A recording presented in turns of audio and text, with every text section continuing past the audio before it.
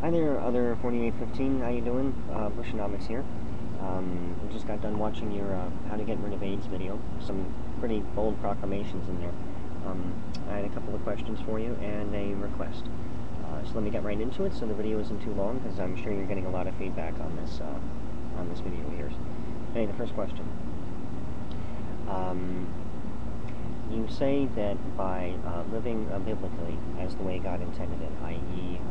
That a marriage is between a man and a woman, one man and one woman, that and abstinence only up until that point, that this is the best way and the biblical way method to eradicate STDs and AIDS from the human population. And my argument on that is that, like communism, I think that would work on paper, but like communism, it doesn't work because there are human beings involved. My question is, in the Old Testament, there are numerous instances of polygamy. Deuteronomy chapter 21 mentions it specifically.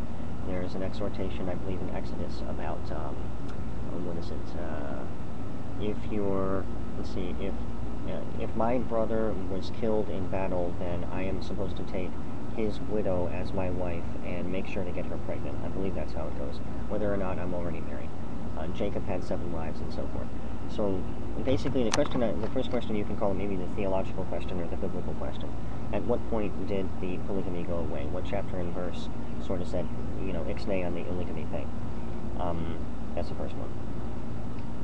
The second question is, how would you apply your ideas and suggestions and concepts to children that are born HIV positive? These are children through no fault of their own, activity-wise or whatever, very much like original sin. Through no fault of their own, they come into this world and they are HIV positive. Are they abstinence only for their whole lives? Do we sterilize? Do we remove their reproductive organs entirely? Do we put them in camps to keep them away from the rest of the population? I.e., the word is, do we quarantine them? What do you say to these people as they're growing up? Even if they were completely abstinent, even if they lived their lives completely biblically, in your worldview, they come of age, and they get married to someone of the opposite gender, and they only ever have, natural sexual relations with that person, their spouse. They're still HIV positive. So, what do you say to them? I'm curious. The next question. It's not really a question. It's more of a request. I would request that you do some research on gender rights, specifically female gender rights and sexual rights and liberties and so forth in developing countries. The first statistic that you mentioned in your video is that 5,700 people die each day from AIDS. Now that is a worldwide figure. Now your worldview, as presented in the video, is very, very much a sort of a Western worldview. It presumes that the players involved, the men and the women, have recourse, that they have access to information and so forth.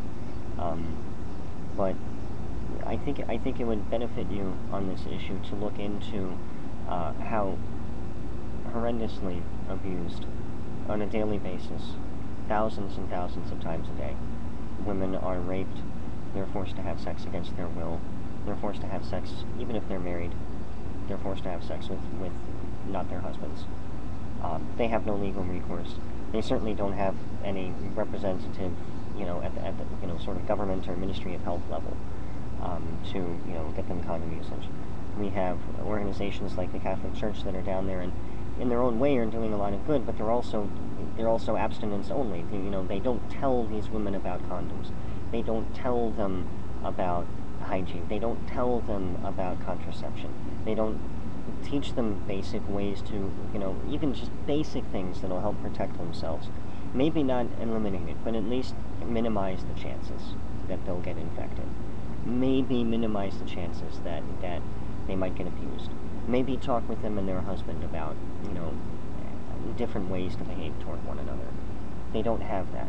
Intentionally, deliberately, this information is withheld from them. And this is the reason that in a lot of African countries, you're talking in the 19 to 49-year-old age group, the HIV infection rate is like 20%. I mean, 1 out of 5 people is HIV positive. So the question is, how do you apply your concepts? What's your strategy? What would you tell these people if you were on the board of directors of such and such a charity or whatever? What would you tell them to say? How would you get your message across?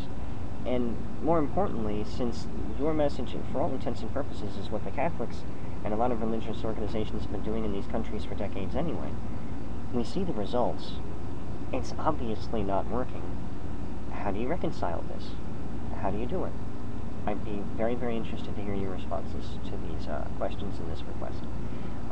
Again, Pushonomics, my channel, my videos are open to everyone. Rate, favorite, comment, subscribe, blah, blah, blah, self-promotion. Have a great day. Thanks for the video. I will talk to you soon, I hope.